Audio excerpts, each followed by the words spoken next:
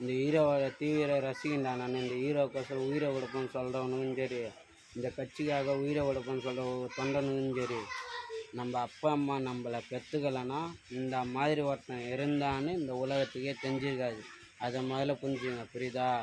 இந்த ஹீரோவை சொல்கிறவனும் சரி, இந்த ஹீரோவை ரசிகன் சொல்கிறவனும் சரி, இந்த கட்சி உயிர் தொண்டவன் சொல்கிறவனும் சரி, உங்கள் அப்பா அம்மா அவங்கள பெற்றுக்கலைன்னா இந்த மாதிரி ஒருத்தன் இருந்தான்னு அவனுக்கு தெரிஞ்சிருக்காது.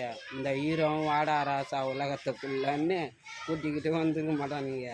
அதே மாதிரி இந்த கட்சிக்காரன பைத்தியங்களும் சரி, வாடா ராசா உலகத்துக்குள்ளன்னு கூட்டிக்கிட்டு வந்துருக்க மாட்டானுங்க.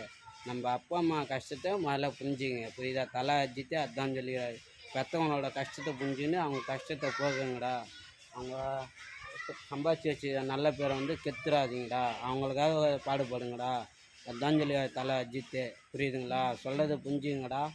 எதுக்காக அந்த வீடியோ போகிறேன்னு பார்த்தா, நான் என் அப்பா அம்மா படுற கஷ்டத்தை புரிஞ்சுக்கினேன்.